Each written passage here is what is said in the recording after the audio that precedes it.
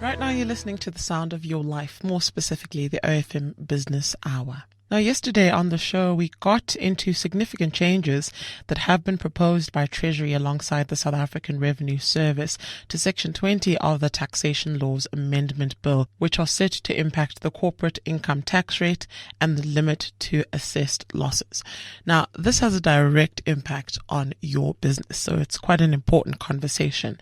With this unpopular proposed amendment in mind, tonight ENS Africa Director and expert Mansoor Parker unpacks South Africa's tax gap, which was discussed at length and was the theme of this year's SA Tax Indaba, which took place between the 20th and the 22nd of September. What were some of the main highlights or talking points from the recent Tax Indaba? It largely followed the theme of closing the tax gap, and it looked at ways in which that could occur. Over the 3 days, the discussions shifted from issues of personal taxation for individuals, corporate taxes for corporatized entities, issues of trusts, and I think what some of the key talking points that emerged for me was the fact that the South African Revenue Service is determined to raise enough taxes to meet the country's expenditure needs, and that there will be focus on compliance for taxpayers. Taxpayers who are not on the system or who are in the system but not paying enough tax according to SARS. SARS will be making use of a lot more third-party data sources in order to identify those taxpayers. Because at the moment, what SARS has is information provided by taxpayers in their tax returns to SARS. And it doesn't always create the full picture. It's not always possible for SARS to determine if what is disclosed in a tax return represents the entirety of the taxpayer's wealth or income or expenditure. And what there will be is a renewed focus on SARS obtaining information from third-party data sources, whether it's the deed office, SA Reserve Bank information, other financial intermediaries through which taxpayers conduct their business in order to paint a profile of a particular taxpayer, and hence modeling and using that information to guide the enforcement action. And I think the key point that emerged for me is that there is a significant disparity between the amount of tax that's raised and the amount of tax that's needed to run the country. And there's going to be a renewed focus on the different tax types and the taxpayers in order to collect those amounts.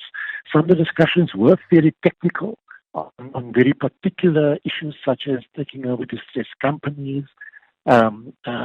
But the overall theme was in looking at how do we get to a system whereby taxpayers pay the fair share to enable the fiscus to meet its expenditure obligations. Tonight I'm sitting down with Mansoor Parker from ENS Africa's Tax Division.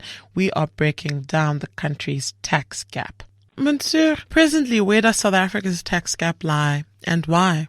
There are two sub-questions in there, but I think before we discuss where the tax gap lies and why, it might be important for listeners to understand what exactly is the tax gap and why is it so important that it became the topic for an entire 3-day tax indaba at which the SARS Commission opened and closed the talk. Now, the tax gap is referred to as the difference between the amount of tax actually paid to SARS compared with the amount of tax that ought to have been paid to SARS.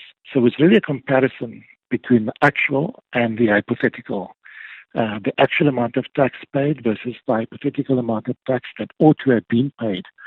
Now, the first calculation, the actual tax, that's a very objective number because that's the amount of tax actually collected by SARS.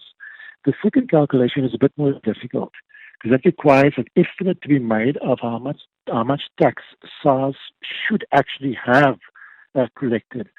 And the reason why the tax has become such a big focus area for SARS and other revenue authorities throughout the world is not just an issue for SARS, it's also an issue for other revenue authorities, is that if one understands where in the economy SARS is not collecting the tax that it should, then that can provide a basis for SARS to focus their compliance areas, the enforcement activities, and look at strategies that might be useful at reducing that tax gap. If we get back to your question, why is there a tax gap? Now, a tax gap could arise for a number of reasons. Sometimes taxpayers simply make errors in calculating the tax returns, whereas in other cases, maybe they don't take enough care when they submit the returns. You can have issues where legal interpretation differs. A taxpayer thinks no tax is payable, whereas SARS thinks tax is payable. And sometimes it gets a bit more serious, where there's deliberate attempts at evasion and hiding income. Now the tax gap will probably always exist because there will be situations where you simply won't collect all the tax that's due. And in a declining economy, companies will go insolvent, they'll get liquidated, and they're simply not in a position to pay tax. The SARS economists might have modeled that they will receive tax from a particular sector in the economy of X amount, but if we have things of COVID-19 hitting, pandemic hitting, then it's just not possible to collect outstanding tax from companies in those distressed areas. So in some cases, the tax gap can never really be reduced to null, but it is important to understand where it does exist. And I think that brings us to the first part of your question, which is where does South Africa's tax gap lie? Part of the difficulty in answering that question, I can give you the answer that the SARS spokesman gave at the tax in Durban, but it lies in determining how do you define the where. Do you define it with reference to tax type, such as income tax, capital gains tax, VAT, excise tax? Do you define the tax type, the tax gap with regard to tax customer? Do you look at individuals, small businesses, medium-sized businesses, large businesses, the criminal sector? Or do you define tax gap with regard to behavior? What behaviors are resulting in less tax being paid? Is it the use of avoidance schemes? Are there too many errors being made? Is there a case of a hidden economy? So you have these three areas that one really needs to consider in totality. Now, at the tax in Durban, the point made by the SARS spokesman on these issues is that the largest tax gap is seen in areas of personal income tax, VAT and corporate tax, and after that comes excise tax. What we'll need is greater interrogation of those different tax types. Because if we say corporate tax, for example, what does it mean when you look at tax customer? Is it corporate tax which is payable by large businesses, or is it corporate tax which is being paid by smaller owner-managed businesses? Some interesting sentiments there made by Mansoor Parker from ENS Africa's tax division. After explaining what the tax gap is and where it is most prevalent according to SARS, he says we need to interrogate these personal income tax categories. Part 2 of our conversation is up next on The Sound of Your Life, so do stay tuned for that. The Business Hour with Olebogeng on OFM, the sound of your life.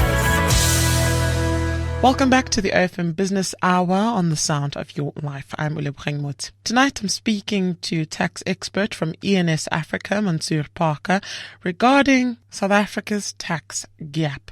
Here is part 2 of our conversation. Is SARS making any headway with respect to closing that tax gap? According to the SARS annual report, they said that they are reducing the tax gap significantly, and the word significantly is a word which they put into their report. And one of the issues, like I said at the start, is definitional. What exactly is the tax gap? And the tax gap is meant to be how much tax you ought to have collected versus how much tax you've actually collected. But in many cases, and I've seen this happening at the tax in Durban as well, people will refer to the tax gap in rand terms.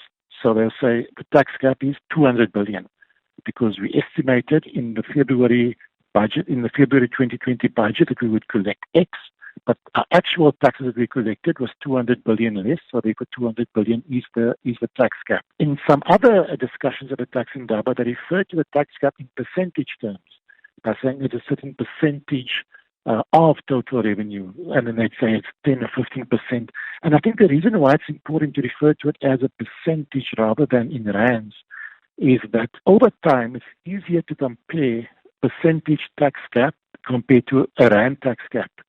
That if, for instance, we plan that we intend raising tax revenue of 100 this year and we collect 90, so you find there's a shortfall of 10.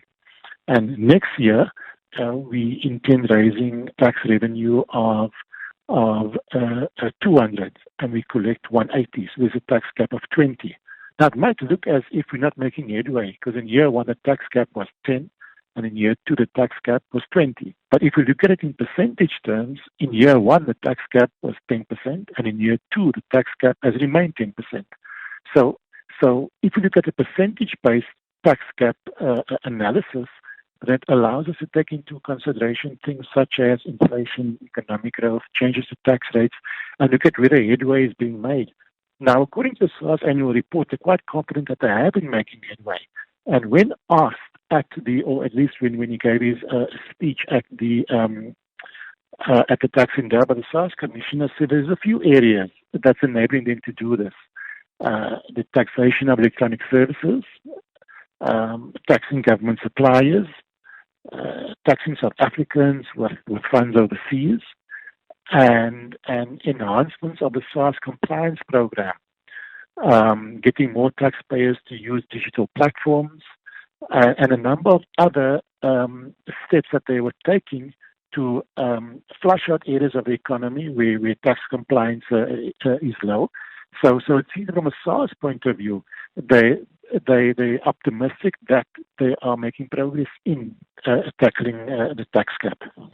What are some of the other challenges that are affecting SARS presently, aside from the tax gap? Some of the challenges facing SARS are both internal and external. External environmental factors are issues such as the lackluster performance of the economy, as it's not producing enough profits from which taxes can be paid. The effect of COVID-19 pandemic has had huge effects on revenue collections, public confidence. If there's a perception that tax monies are lost through public procurement process, through corruption and other activities, and then there's a loss of confidence by taxpayers in what they should be paying those amounts in tax. Illicit economic activities, on which sits under the radar.